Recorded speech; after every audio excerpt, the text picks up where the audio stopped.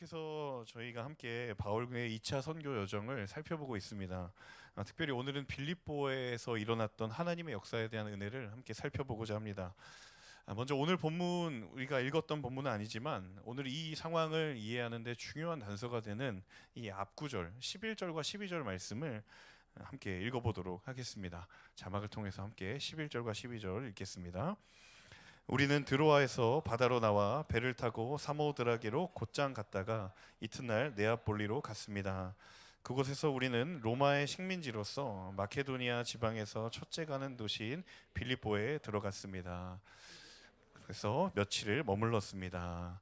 이 사도행전 15장에서 16장으로 넘어가는 이 상황에서 바울 일행이 당초에 계획했던 선교의 여정은 소아시아 쪽으로 선교 여정을 하려고 했던 계획이었습니다. 소아시아라고 하면 지금의 터키 지역을 이야기하는 것이죠. 자, 그런데 그 일행들이 갑자기 성령의 강권적인 음성을 듣게 됩니다. 크게 두 가지의 메시지가 그들에게 들려온 것이죠. 첫 번째는 아시아 지방, 이 소아시아 지방에서 말씀을 전하는 것을 성령께서 막으셨다라는 이야기가 있고요. 그리고 예수의 영이 그들의 그 걸음을 허락하지 않으셨다. 16장 6절과 7절에 하나님께서 당초에 그들이 계획했던 그 선교의 여정들을 급격하게 돌리시는 장면을 보게 됩니다. 자, 그리고서 연이어 그들이 마게도니아로 와서 우리를 도우라고 하는 성령의 음성을 보게 되고 듣게 되죠. 이 마게도니아는 지금의 그리스 지역을 이야기합니다. 터키와 그리스가 이 흑해를 그 사이에 두고 맞닿아 있잖아요. 그래서 이 마게도니아 지역으로 그들이 성령의 음성에 순종을 하여 그 걸음을 걷게 되죠. 한마디로 말하면 아시아 지역으로 가려고 했는데 하나님의 부르심을 따라 그리스와 로마 문명이 있는 유럽 지역으로 발걸음을 옮기게 된 것이죠.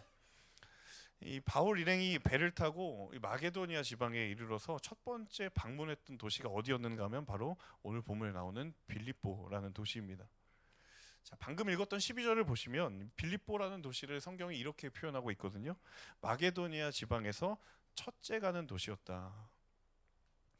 사실 당시에 이 마게도니아 지역의 첫 번째 도시, 그러니까 행정 수도는 사실은 빌립보가 아니라 데살로니가였습니다. 행정적인 수도는 중심지가 데살로니가였던 것이죠.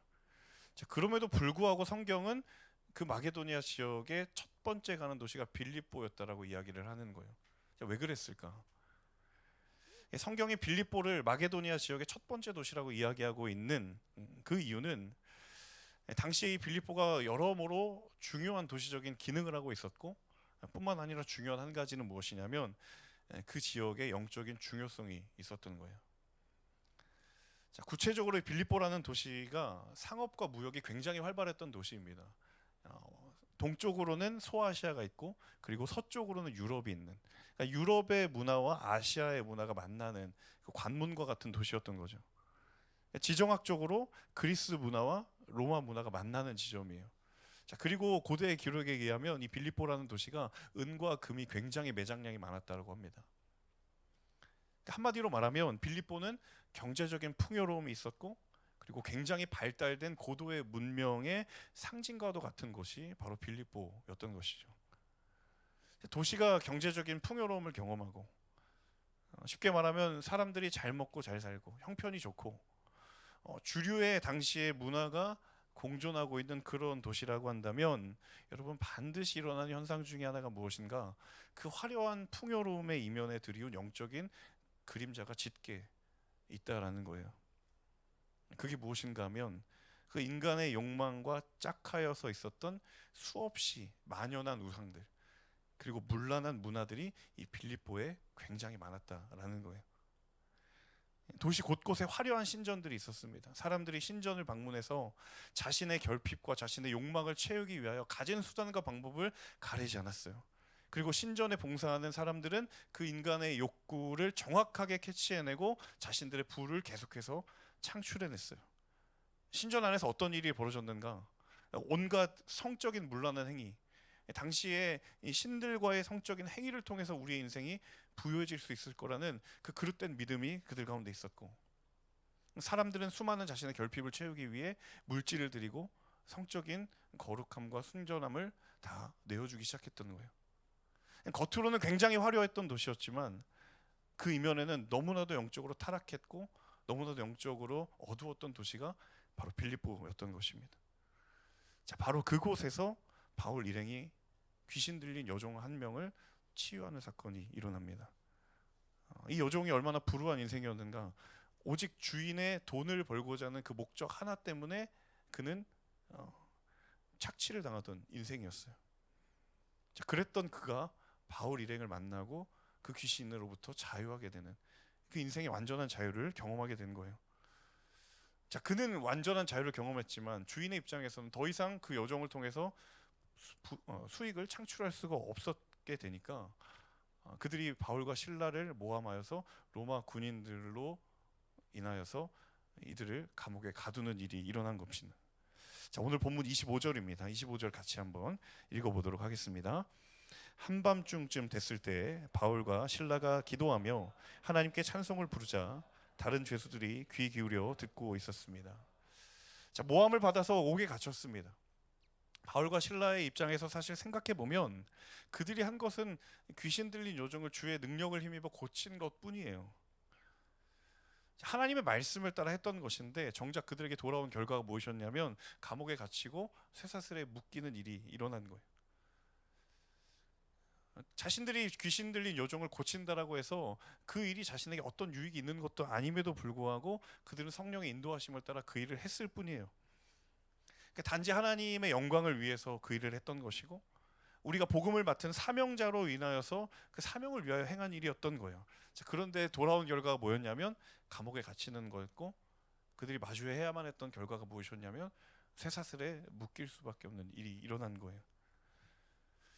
자, 우리의 삶 가운데도 내가 나의 시간을 하나님께 드리고 나의 삶의 일부를 하나님을 위해 드렸지만 때로 그로 인하여 내게 주어지는 결과가 나의 기대와 예상에 어긋날 때가 참으로 많이 있죠. 내가 무언가를 기대하고 하나님께 드린 것도 아니고 내가 이걸 드림으로 인해서 하나님 그런 반대급부를 내가 예상한 것은 아니지만 그래도 우리 마음 한켠에 어떤 마음이 있어요. 적어도 이런 일은 일어나지 않겠지. 왜? 내가 하나님께 이렇게 드렸는데 적어도 이런 일은 일어나지 않겠지라는 생각을, 그런 예상을 했지만 안타깝게도 그런 우리의 예상을 빗나가는 경우가 결코 적지 않다라는 거예요. 그런 나의 예상을 빗나가는 순간을 마주할 때가 있다라는 거예요. 자, 그러면 우리 안에 중요한 물음이 생기죠. 그럼 그 순간에 나는 도대체 어떻게 해야 되는 거야? 그 순간에 내가 할 수 있는 게 과연 무엇인가라는 그 물음을 던질 수밖에 없다라는 거예요. 자, 25절에 그 대답을 찾아가는 중에 우리가 주목해 볼 필요가 있는 중요한 대목이 두 가지의 표현이 있습니다. 첫 번째는 한밤중이라는 표현입니다. 한밤중. 그리고 또 한 가지는 그들이 기도하며 하나님께 찬송을 불렀다라는 거예요. 이 두 가지의 표현입니다. 자, 여러분, 한밤이라는 건 시간의 표현이죠. 한밤, 밤이 깊은 시간이에요. 여러분, 밤은 우리의 연약한 감정이 가장 흔들리기 쉽고 영적인 공격에 노출되는 가장 취약한 시간대가 밤이에요. 나의 불안한 생각, 나의 두려운 마음, 그리고 때로는 나의 은밀한 생각들, 내가 휩싸이지 말아야 할 것들에 가장 많이 노출되는 때가 언제예요? 밤입니다. 예전에 최성민 목사님이 그런 얘기 하셨죠. 진정한 짝을 만나고 싶으면 새벽 예배 나와라. 본인이 그걸 이미 경험을 하셨으니까 자신 있게 이야기를 하시잖아요. 저는 굉장히 동의하거든요. 여러분, 밤에 선한 일이 많이 일어납니까? 아니면 해가 뜬 낮에 선한 일이 많이 일어납니까? 우리의 연약한 감정들, 나의 두려움과 나의 좌절감과 나의 불안들이 여러분 언제 우리의 마음을 순식간에 뒤덮는 그런 일들이 언제 많이 일어나냐는 거예요. 여러분이 한밤중이라는 건 단지 그냥 밤이 깊었습니다라는 시간적인 표현이 아니라 굉장히 엄청난 영적인 공격이 있는 상황을 이야기했던 거예요. 여러분, 그냥 밤이 아니라 그 밤중에 그들이 어디 있었어요? 감옥에 있었고 쇠사슬에 묶여 있었던 거예요. 자, 그런 상황 속에서 그들이 뭐를 했냐 성경이 이야기하냐면 기도와 찬송을 했다라는 거예요. 이 기도와 찬송은 무엇인가? 가장 대표적인 영적인 행위 아니겠습니까? 하나님이 아닌 것에 내 믿음의 중심을, 나의 영적인 중심을 내가 빼앗기지 않으리라 라고 하는 영적인 결단의 가장 대표적인 행위가 무엇입니까? 기도와 찬송이에요. 무슨 의미인가? 이 까마득한 한밤중이라고 하는 나의 가장 연약한 마음을 공격하는 그 시간, 감옥이라고 하는 인간의 두려운 마음을 건드릴 수밖에 없는, 인간의 모든 자유가 제한되고 속박되어 있는 그 공간, 그 시간과 그 공간의 도전으로부터 나의 영혼의 무게중심을 지킬 수 있는 유일한 방법이 무엇인가? 그것은 오직 영적인 공급뿐인 줄로 믿습니다. 여러분 같이 한번 저를 따라 선포해 주시겠어요? 기도가 나의 영혼의 시간을 거룩하게 할 것입니다. 찬송이 나의 영적인 공간을 보호해 줄 것입니다. 여러분, 이 믿음의 비밀을 매 순간순간마다 경험하는 저와 여러분 될 수 있기를 주님의 이름으로 축복합니다. 또 한 가지는 바울과 실라가 감옥에 갇힌 중에서도 기도하며 하나님께 찬송을 불렀을 때, 오늘 25절을 다시 해보면 끝부분에 어떤 모습이 있어요? 다른 죄수들이 그걸 귀 기울이며 듣고 있었대요. 아니, 이 사람들 밤에 잠도 안 자고 지금 뭐 하는 건가? 바울과 실라야 뭐 당사자니까 기도하고 찬송하는데 그 다른 죄수들이 뭐 하고 있었어요? 그걸 듣고 있었대요. 가만히 이 장면을 제가 곰곰이 묵상하며 상상해 봤어요. 바울과 실라가 옥에 갇힌 상황에서 기도하며 찬송하는 건 가장 중요한 이유 중에 하나는 무엇이냐면, 그들의 영적인 중심이 다른 상황과 환경에 빼앗기지 않겠다라고 하는 영적인 결단 행위였던 거죠. 그런데 주어진 결과가 그게 전부가 아니었다라는 거예요. 그것 때문에 더 나아가서 그곳에 있었던 죄수들이 그들의 모습을 보고 기도가 무엇인지, 찬송의 능력이 과연 무엇인지 관심을 갖기 시작했다라는 거예요. 자, 그러니까 나는 영적인 중심이 흔들리지 않기 위해서 그냥 기도한 것뿐이고, 그런데 나의 기도하는 것을 다른 사람들이 그것을 보게 되는 기회가 열렸다라는 거예요. 그러니까 나는 나의 마음의 상황이 빼앗기지 않기 위해 찬양한 것일 뿐인데, 내가 찬양하는 것을 다른 사람들이 보고 주님에 대한 관심을 갖게 되는 기회가 되었다라는 거예요. 전혀 예상하지 않았던 일들이 일어났다라는 거죠. 지난 주간에 하나님의 은혜로 일본 아울렛을 잘 다녀왔습니다. 저희가 두 곳의 일본의 현지 교회를 섬기게 됐는데, 작년도 그렇고 올해도 그렇고 성도님들을 통하여서 제가 들었던 공통된 반응 중에 하나가 무엇이었는가 하면요, 그분들이 가장 은혜를 어디서 많이 은혜를 받고 도전을 받는가 궁금해서 여쭤봤는데, 그분들의 공통된 반응이 무엇이었냐면, 이 아울리치 팀들이 자기들끼리 찬양하는 게 그렇게 힘이 되고 은혜가 된다라는 거예요. 근데 제가 곰곰이 생각해 봤거든요. 작년에도 그랬고 올해도 마찬가지였는데, 사실 저희가 모여서 찬양하는 게 거창한 게 아니에요. 그러니까 프로그램의 어떤 순서에 있는 것도 아니고, 어떤 것이었냐면 그냥 일정이 끝나고 시간이 좀 비어서 그냥 3, 4, 5 둘러앉아서 그냥 찬양한 거예요. 그냥 한 거예요. 이게 표현이 적절할지 모르겠지만 시간을 좀 때우려고 한 거예요. 시간이 남았어요. 다음 목적지로 이동해야 되는데 시간 좀 비어가지고 그냥 앉아서 피아노 치고 기타 치고 타원 치고 그렇게 그냥 찬양한 거예요. 그런데 그 모습을 보고 성도님들이 도전을 받는 거예요. 그들의 찬양하는 모습을 보면서 찬양을 하고 싶다. 그래서 작년에 그런 이야기를 듣고 올해는 가서 저희가 마지막에 함께 찬양을 했던 시간을 제가 좀 짧게나마 만들었었던 거예요. 그것을 보는 것만으로도 성도님들에게 위로가 되고 힘이 되었다라는 거예요. 여러분, 때로 나의 눈에 정말 보잘것없는 것이라 할지라도 여러분, 그것이 하나님께 드린 것이라면 결코 작지 않은 줄로 믿습니다. 그러므로 여러분 꼭 기억하기를 원하는 것은, 나에게 사소한 것, 내 눈에 보이기에 별거 아닌 것처럼 보일지라도 여러분 그것을 기꺼이 하나님께 드리는 믿음의 진보가 저 여러분 가운데 있기를 주님의 이름으로 축복합니다. 하나님께서 그것을 통하여 행하시려고 하실 때 반드시 하나님의 놀라우신 위대한 일이 일어날 줄로 믿습니다. 내 손에 쥐어져 있을 때에는 그것이 물고기 2마리와 보리떡 5개일 뿐이지만, 그것이 주님께 드려졌을 때 그것은 오병이어의 기적의 역사가 일어나는 줄로 믿습니다. 여러분, 나의 손에 쥐고 있는 것, 내가 하나님께 드리고 있는 것을 가볍게 여기거나 소홀히 여기지 마십시오. 그것 하나님께 드리게 된다면 여러분, 놀라운 하나님의 역사에 도구가 될 줄로 믿습니다. 이어지는 26절에서 28절 말씀입니다. 함께 읽습니다. 그런데 갑자기 큰 지진이 일어나 감옥의 기반부터 흔들렸습니다. 곧바로 감옥 문이 모두 열리고 죄수들을 묶고 있던 사슬도 다 풀렸습니다. 간수가 잠 깨어 일어나 감옥 문이 모두 열린 것을 보자 죄수들이 도망친 줄로 생각하고 칼을 뽑아 자살하려고 했습니다. 그때 바울이 큰 소리로 외쳤습니다. 당신 몸을 상하게 하지 마시오. 우리가 다 여기 있어. 바울과 실라가 감옥에서 기도와 찬송을 하는 순간에 옥문이 기적적으로 열립니다. 지진이 일어나고 모든 쇠사슬이 풀리는 기적적인 현상이 일어나게 되는 거예요. 근데 문제는 이 간수였어요. 죄수를 지키던 간수가 감옥문이 다 열리게 되니까 순간적으로 든 생각이 무엇인가 하면, 내가 이 죄수들을 지키지 못하는 것에 대한 책임을 내가 질 수밖에 없겠구나라는 그 두려움에 휩싸이게 되는 거예요.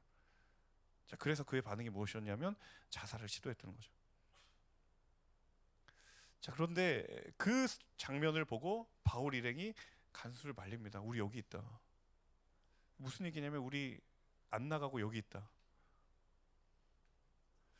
가만히 생각을 해보면요, 만약에 여러분 바울 일행이, 우리가 감옥이라고 하는 이 상황이 너무도 절망적이어서 할 수만 있다면 이 감옥으로부터 벗어나는 것이 그들의 유일한 그리고 간절한 목적이라고 했다면, 여러분 지금 이 상황, 감옥 문이 열리게 된다면 그들은 뒤도 돌아보지 않고 떠났을 거예요.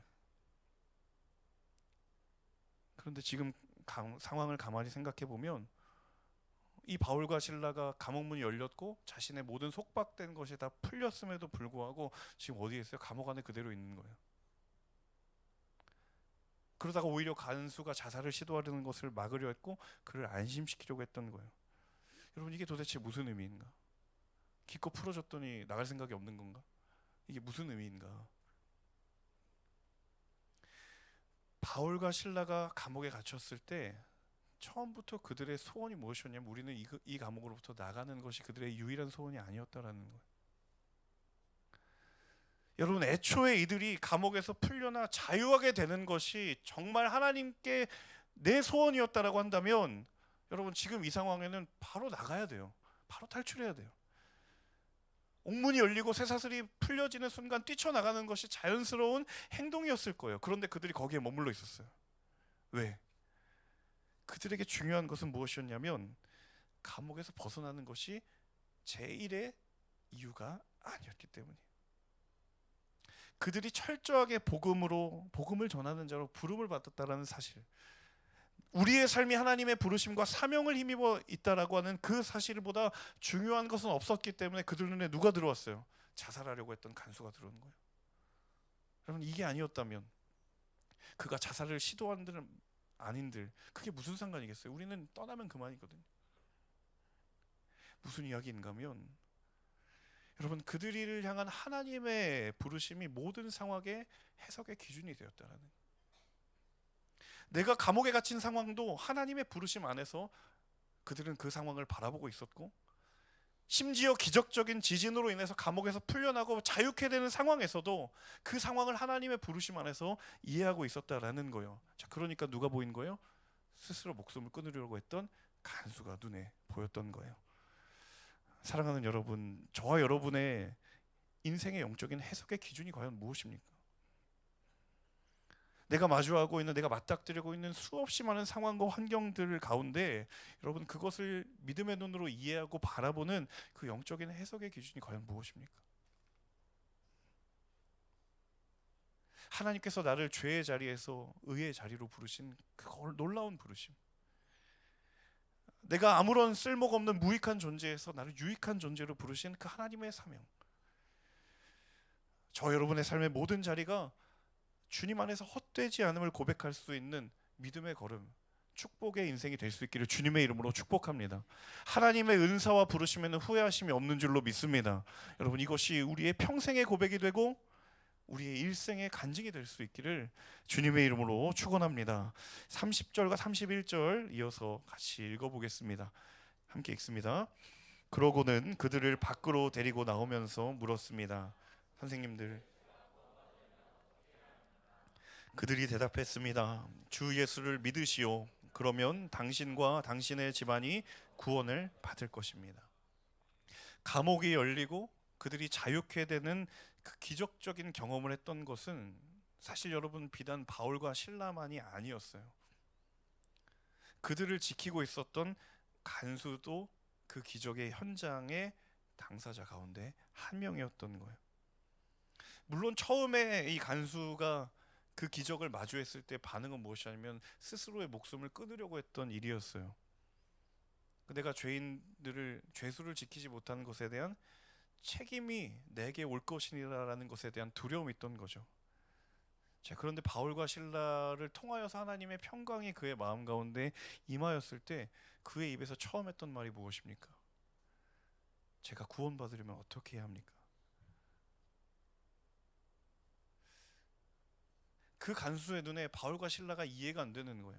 만약에 나 같았으면 감옥 문이 열렸다면 당장 그 자리로 바로 도망가고도 남았을 텐데 도대체 이 사람들은 무슨 이유 때문에 나를 이렇게 안심시키려고 했던 것이고 그것도 모자라서 감옥에 그대로 앉아있던 것인가? 이 간수의 시선에서 이 바울과 실라의 모습이 하나도 이해가 안 되는 거예요. 상식적으로 이해할 수 있는 부분이 하나도 없는 거예요.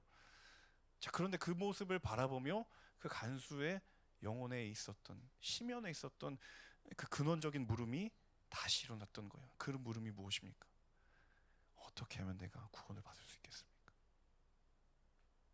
여러분, 이 물음은 순간적으로 떠오른 물음도 아니었고 즉흥적으로 내뱉은 말이 아니었어요. 늘 말하지 못했지만 그의 마음 가운데 심연에 깊이 있었던, 하지만 풀 수 없을 것 같았던 영적인 질문이었고 내 일생에 어떤 것으로도 어쩌면 해결받을 수 없을 것이라고 생각했던 그 타는 영적인 목마름과도 같았던 거예요. 앞서 설명드렸지만 그 도시가 얼마나 화려했습니까? 빌립보라고 하는 화려한 도시의 부요함과 눈을 들어보면 눈부시게 빛나는 그 그리스 로마의 문명이 아무리 대단해 보이고 아무리 휘황찬란해 보일지라도 정작 한 사람의 인생의 영혼의 문제를 해결할 수 없다라는 그 엄청난 간극 속에서 내가 어떻게 하면 구원을 받을 수 있을 것인가라는 그 물음을 마음 가운데 깊이 남겨두고 살았던 그가 바울과 실라를 만난 순간 다시 그 물음이 끓어오르는 거예요. 어떻게 하면 제가 구원을 받을 수 있겠습니까?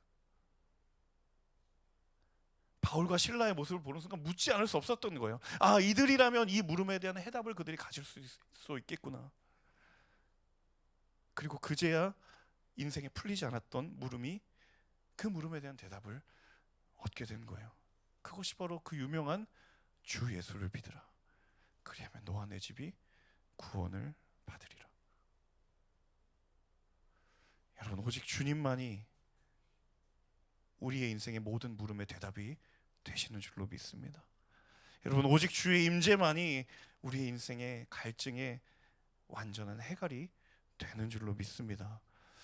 여러분, 세상에서 벌어지는 그리고 우리가 경험하는 수많은 어쩌면 대부분의 일들에는 다 원인과 결과라는 것이 있어요.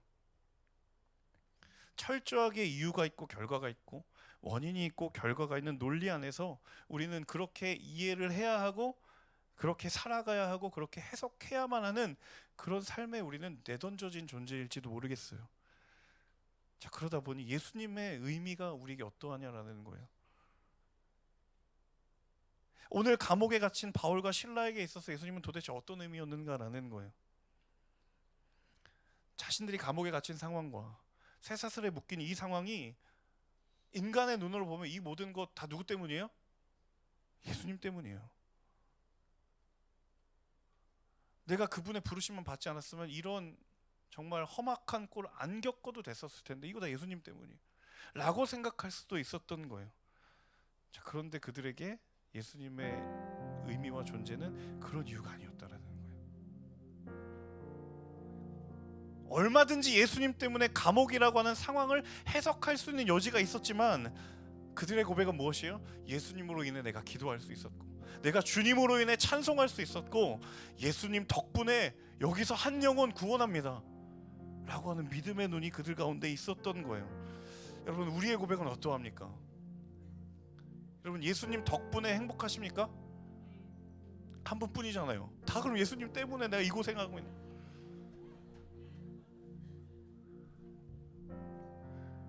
가끔은 그런 생각이 들어요. 정말 내가 주님 안 믿었다면 내가 회식 자리에서 고민 안 해도 되고 편하게 그냥 들이키면 되지 않는가? 다 어울려도 되고 고민하지 않아도 되고 갈등하지 않아도 되지 않는가? 왜 내가 예수님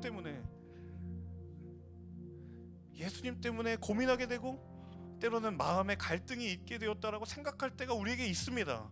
여러분, 그런데 중요한 한 가지 사실은 바로 그 주님 덕분에 우리가 영원한 생명의 구원의 은혜를 얻게 되지 않았습니까?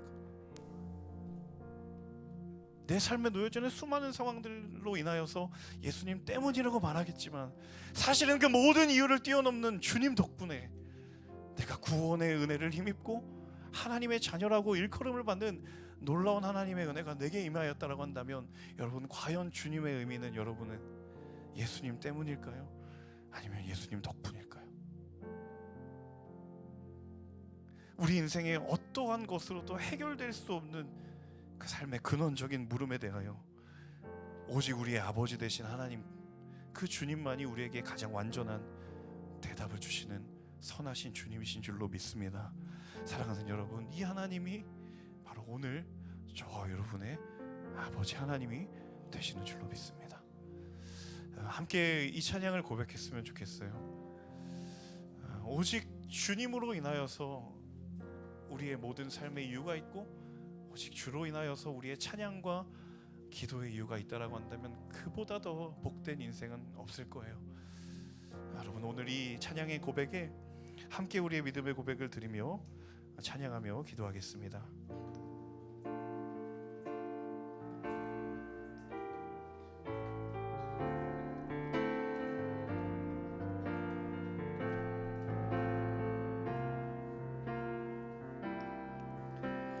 오직 주로 인해 영광 드리네. 오직 주로 인해 찬양하네. 오직 주로 인해 나의 목소리 높여 나 경배하리. 오직 주로 인해 나 경배하리. 오직 주로 인해 오직 주로 인해 오직 주로 인해 영광 드리네. 오직 주로 인해 찬양하네. 오직 주로 인해 나의 목소리 높여 나 경배하리. 오직 주로 인해 나 경배하리. 오직 주로 인해 여호와 이레 날 채우시네. 여호와 니시 승리로 날 이끄시네. 여호와 샬롬 평화의 왕 나 경배하리. 오직 주로 인해. 다시 한번 찬양할 때 그 자리에 일어나셔서 찬양하기를 원합니다. 오직 주로 인해 영광 드리네.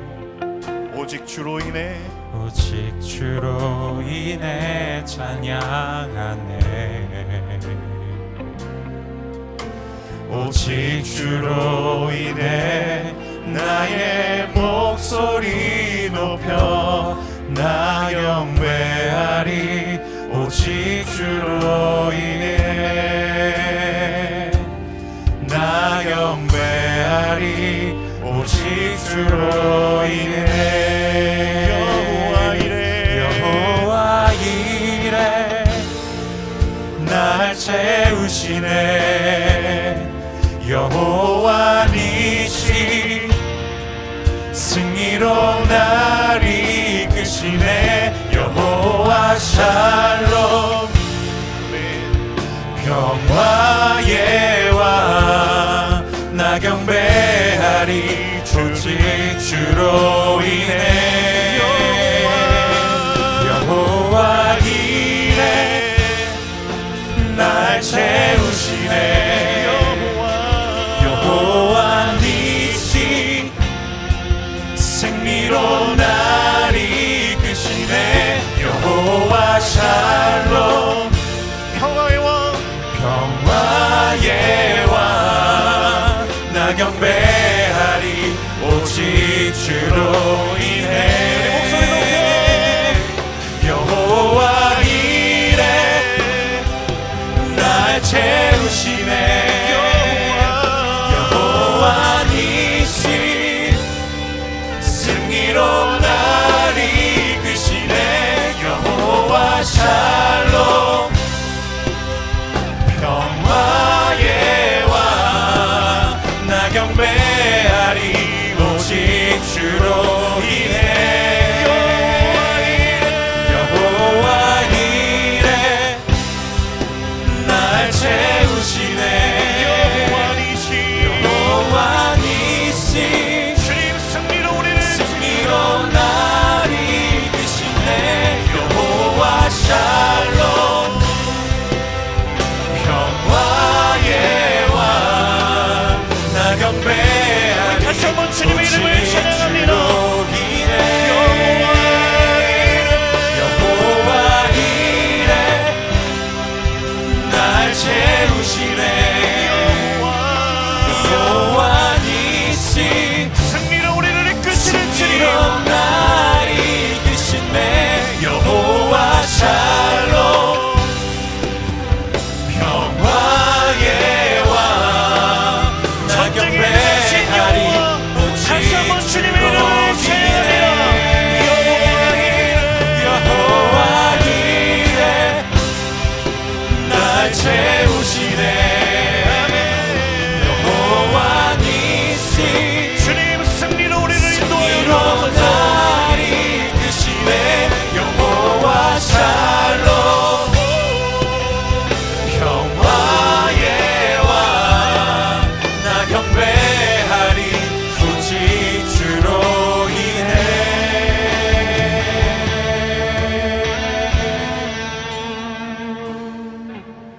오직 주로 인해 영광 드리네 오직 주로 인해 찬양하네 오직 주로 인해 나의 목소리 높여 나 경배하리 오직 주로 인해 나 경배하리 오직 주로 인해 우리 마지막으로 한 번 더 오직 주로 인해 오직 주로 인해 영광 드리네 예, 주님 오직 주로 인해 찬양하네 오직 주로 인해 나의 목소리 높여 나 경배하리 오직 주로 인해 나 경배하리 오직 주로 인해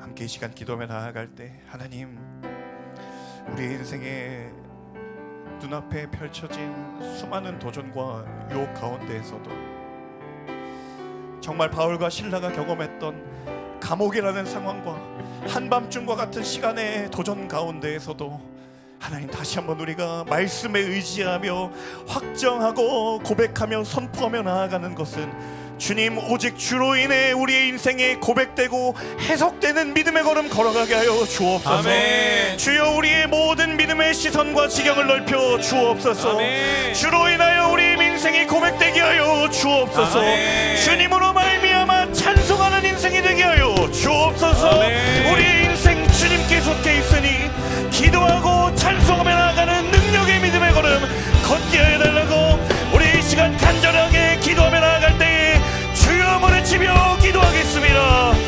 주여, 살아계신 아버지 하나님, 기도하며 나아갑니다. 주여, 우리 믿음의 걸음을 인도하시 선한 아버지 하나님, 주님, 우리 인생에 따라가는 감옥과 같은 한밤중과 같은 시간의 유혹과 도전 가운데에서도 살아계신 아버지 하나님, 우리의 믿음의 지경을 넓혀주시옵소서. 우리의 믿음의 걸음을 펴주시옵소서. 주여, 주의 살아계심을 바라보게 하여 주옵소서. 주로 말미암아 우리의 믿음의 고백을 새롭게 하여 주옵소서. 주님으로 말미암아 우리의 믿음의 고백을 다시 한번 새롭게 하여 그 주의 올라오시는 경험하며 선포하는 믿음의 고백들, 믿음의 걸음을 걸어 주시옵소서. 주님, 오직 주님으로 말미암아 고백되게 하여 주시고 해석되게 하여 주시고 주님을 회하시고 우리 믿음의 삶을 인도할 수 있도록 인도하여 주옵소서. 오 성령 하나님, 우리의 믿음을 잠겨주시는 주시소. 아버지 하나님, 우리의 믿음에 눈을 여시소. 우리의 기도하시지 없으니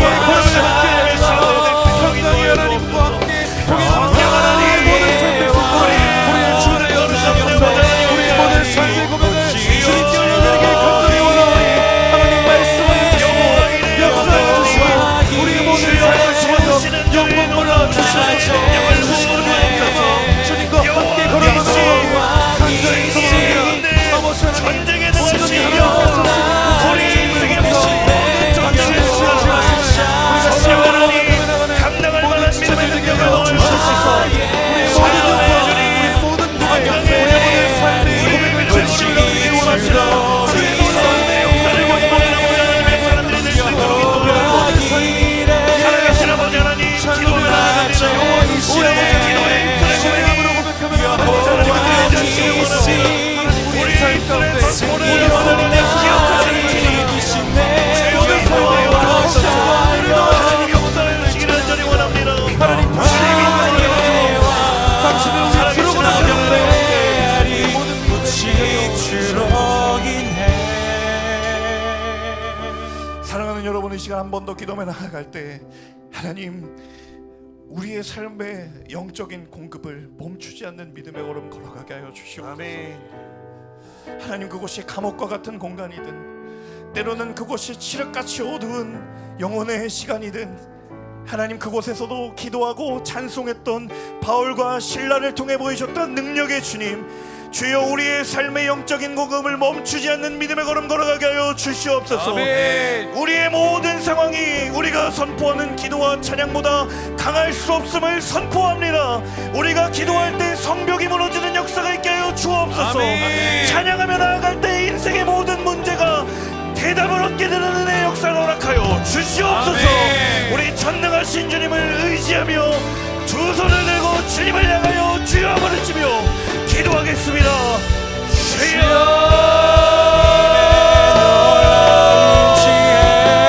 살아계신 아버지 하나님, 주님 인도해 주시옵소서.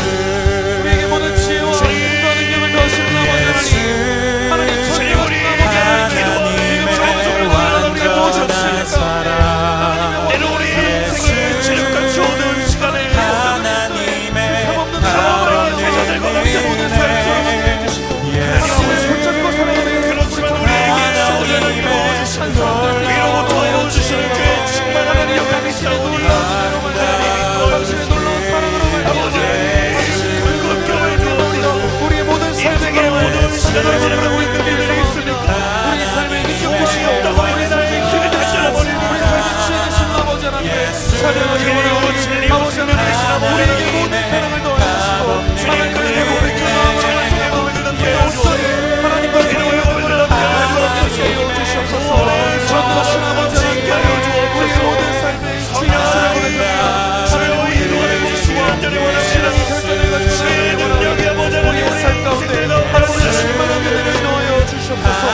하나님의 고백이 우리의 인생이 되게 하시고 예수 그리스도의 성품을 우리의 인격이 되게 하여 주시고 살아계신 아버지 하나님의 권능이 우리의 능력이 되어 우리의 삶을 살아가는 동안 하나님과 동행하며 살아가는 귀한 예배자를 세워주는 역사 있게 하여 주시옵소서. 우리의 믿음을 주님께 올려드리오니 우리의 가운데 고백을 올려드리기를 원하오니 하나님과 우리의 신앙의 고백이 되게 하시고 신앙의 결단이 되게 하여 주시옵소서. 아버지 하나님 당신의 그 온전한 사랑으로 말미암아 우리의 삶의 자리에서 세워지게 소망합니다. 하나님 당신의 그 감옥의 은혜로 말미암아 우리의 모든 인생을 살아가는 다시 한번 고백합니다. 하나님 당신의 그 놀라운 지혜로 말미암아 우리의 인생을 살아가는데 부족함 없게 해주시고 우리 가운데 주시는 우리의 충만한 은혜로 말미암아 그 순간을 살아가는 역사 있게 하여 주시옵소서. 살아계신 하나님, 오직 주로 인해 찬양하고 오직 주로 인해 주께 영광을 돌리며 오직 주로 인하여 감사와 기쁨이 우리 가운데 거하는 줄로 믿습니다.